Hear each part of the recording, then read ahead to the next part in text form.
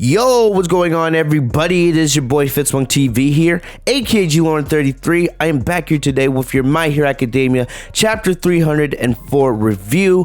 Back with it. I hope you guys are enjoying me doing these consistent My Hero Academia manga reviews again. If you guys are, make sure to leave a like on the video. It lets me know that you guys want me to keep going with these.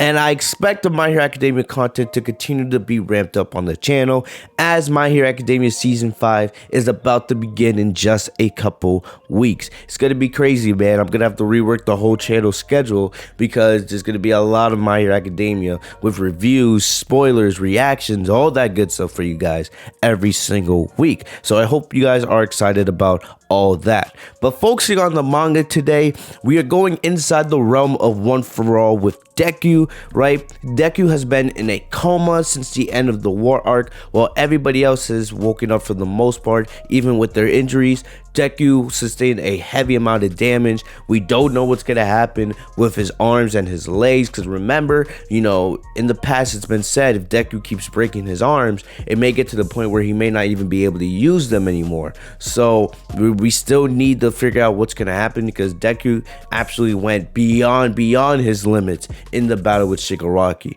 and he might have to pay a big price for that. But Deku has been in a coma, and All Might revealed to us at the end of the last chapter that Deku, it wasn't that he was in a coma, but he was inside the One For All realm with the other One For All predecessors. So that's how we begin this chapter. Let's get into it. So All Might's holding Deku's hand, and he says that he felt the One For All inside Deku, but only vaguely, right? Deku was shown to still lay unconscious, but he was having inner dialogue with himself, wondering how everyone is doing. So classic Deku, right? He's more concerned with others than he is about himself, and it gets him in trouble a lot and in dangerous situations. He mentions Gran Torino, Izawa, Bakugo, Ida, Ryu, Endeavor, Hado, Todoroki, Miro, Rocklock, Manuel. So everybody is on Deku's mind, right? Even though Deku should be focusing on himself because he has a lot of issues he needs to deal with at the moment. So Deku's in a room, right? And it's clear that he's in the realm of One For All. You can see all the other predecessors. And we see that the second and third users are standing facing the wall. They don't say anything. They're just standing there. So clearly, Deku has not unlocked their quirks yet. We don't even have any backstory on them yet, right?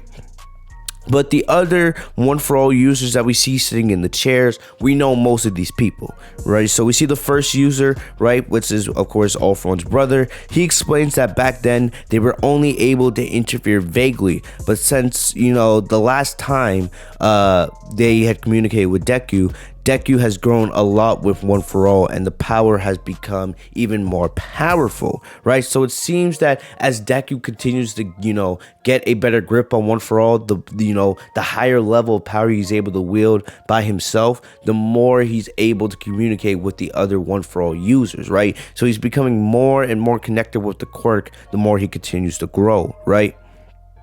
And now the consciousness of each of the predecessors of One For All is becoming clearer and clearer, and now they're able to better communicate with him.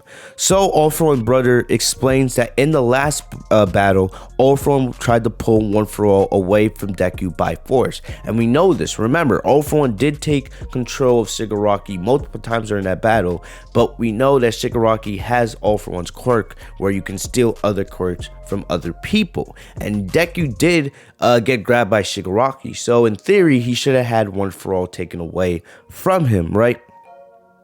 But at that moment, remember, we did see Nana appear in front of Deku, and remember we had Nana and Deku going up against All For One and Shigaraki in the One For All realm, and they were able to keep Deku from getting his quirk stolen, right? And then we see Banjo, who's the fifth user. He's also, the user of Black Whip, right? He says that Deku shouldn't be worried because they will guarantee to keep Deku's privacy, right? So they're there with Deku along the entire journey. Banjo realized that Deku still doesn't have a mouth and he can't speak. So even though they're able to speak to him and he can listen and see them clearly, you know, he can't communicate back with them. But the thing about it is, what's different this time is Deku is able to start using vowels in the One For All realm. So slowly and slowly, right, he's gaining more of an ability to talk with the predecessor. So at some point in the future, Deku will be able to talk to the One For All users, at will whenever he wants, right? So we've seen Shimura Hokage stand up, right? So I'm just going to call him Shimori. I'm not going to use his full name. But he explains that in the last battle, Deku unexpectedly used his power, right? And you got to look at it. In the last battle, Deku used, outside of One For All, of course, he used 3 other powers. He used Black Whip, which we know that belongs to Banjo, right? I like calling him Banjo. Banjo, whatever you want to call him. All right. He used Float, which of course we know that's Nana's quirk.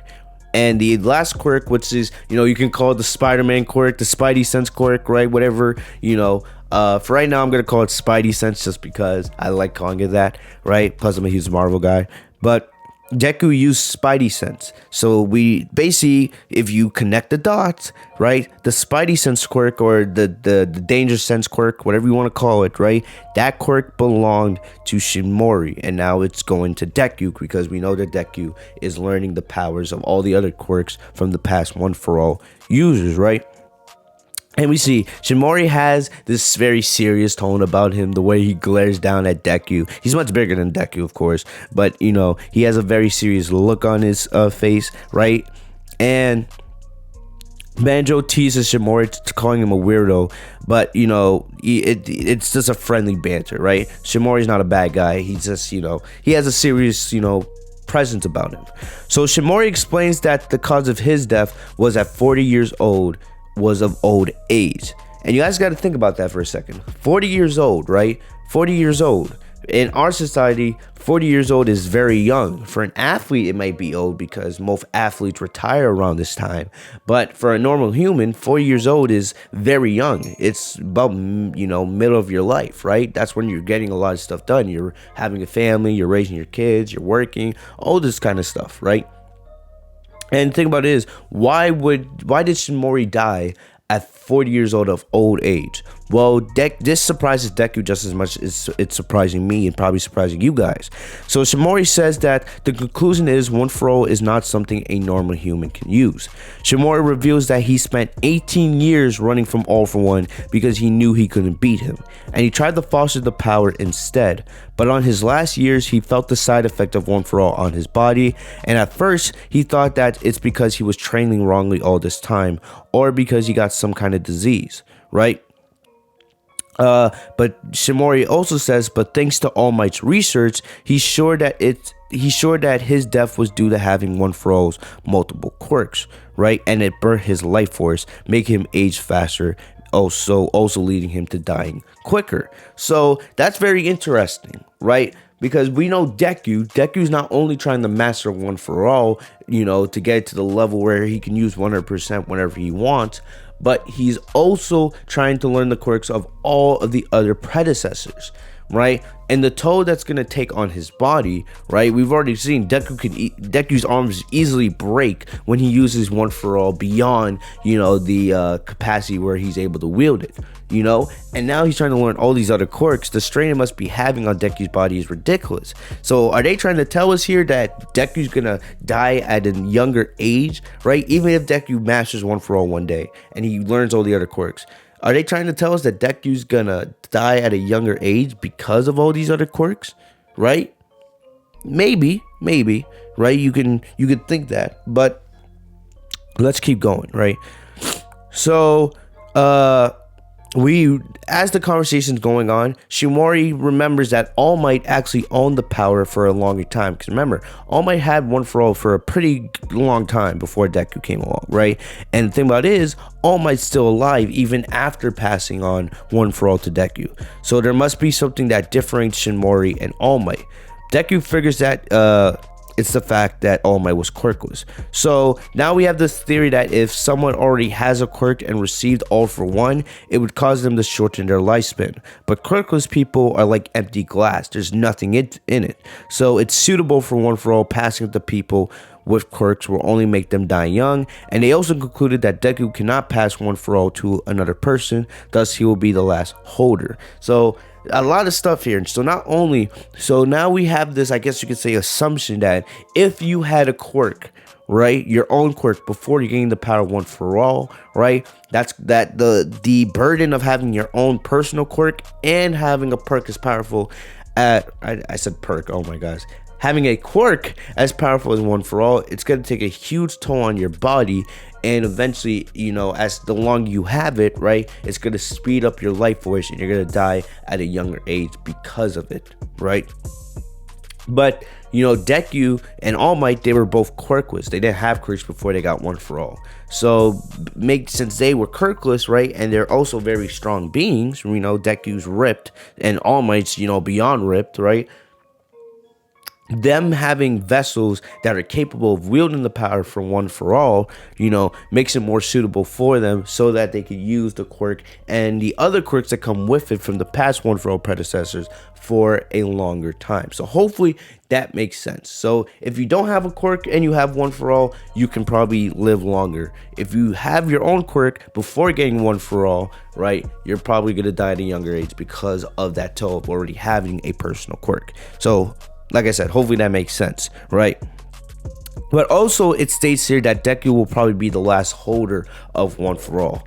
My thoughts on this is that I don't know if that's going to be the case. I feel like this could be the way they write the story for now, right? Of course, if one day Deku masters one for all and he has all the other quirks, he's basically going to be unbeatable, right? He's going to be OP to a level where no one's going to be able to defeat him. So then, right, that maybe that is the peak for one for all. And whenever Deku's story ends, no matter if he dies of old age or, something happens, whatever, Deku will then, be the last holder one for all. But me personally, I think a power that powerful, right, that is basically meant for the good of society, no matter what happens with Deku, I feel like somebody will come along to take that power. Maybe it will lead to the My Hero Academia sequel. I don't know. Maybe it'll be Deku's kids one day if him and Uraraka have kids.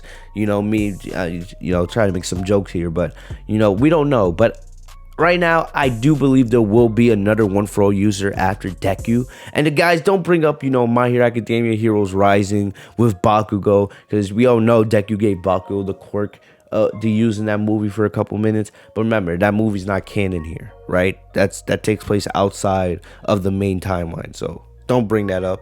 But me personally, I think they just wrote this in here just because My Hero Academia is Deku's story. But I do think there will be another user of one for all, right? Maybe it's Deku's kids or descended, or it's somebody else entirely. I don't know, right? But that's just my thoughts. Let me know your opinions in the comment section.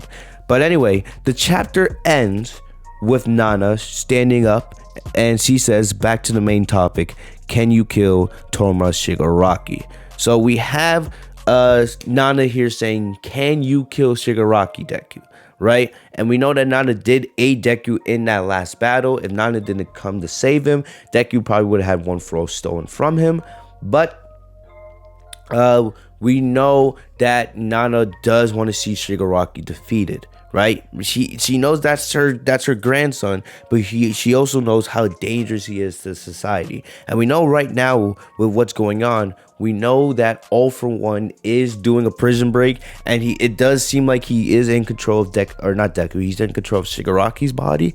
I do expect at some point for Shigaraki to regain control of his consciousness and his body, right? I feel like that's a part of his character arc, but we're not there at the moment, right? And for right now, All For One's gonna, break out and build this evil empire, which will probably lead to one day Deku having to break it down, right? And we all know that Deku and Shigaraki are almost, destined to go up against each other. So we do know that there will be another battle between Deku and Shigaraki, where both will be even more powerful than they were in the war arc, right? But will Deku kill Shigaraki? I'm not sure at this point. I don't know if Deku is able to make that decision, right? Maybe Deku will be able to, get Shigaraki to lose all his quirks and all his powers, but I am not 100% sure if Deku will be able to stop Shigaraki and kill him. I don't know if Deku is able to that. Remember, just in the last arc, Deku felt like Shigaraki needed saving from All For One, right? And we know that Deku will do anything to save someone. So I don't know, but it's going to be very interesting, and it looks like this is going to lead us into next chapter, into chapter 304. So it's good, like I said, it's going to be interesting. I'm excited to see it. All right. And it's definitely a question I'm going to be thinking about, going forward. Will Deku one day kill Shigaraki? How? Because it's going to end some way, right? We know that's, Deku and Shigaraki, that could definitely be the final battle of My Hero Academia one day. Or maybe it's Deku versus All For One, who knows, right? But it's going to be interesting.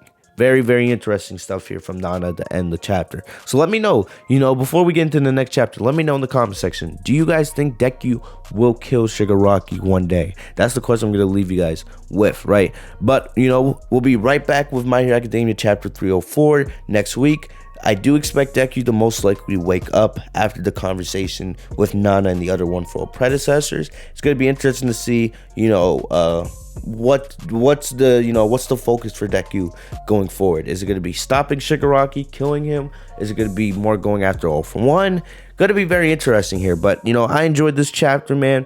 I love learning more about the One For All predecessors. I am still very curious about the second and third users, especially how they were just facing the wall. They had nothing to do with the conversation. One day, of course, they'll be revealed to us, man. But still, man, I enjoyed this chapter a lot. Very, very interesting stuff, and I cannot wait to see where the story goes from here. So I'll be right back here with My Hero Academia chapter 304 next week.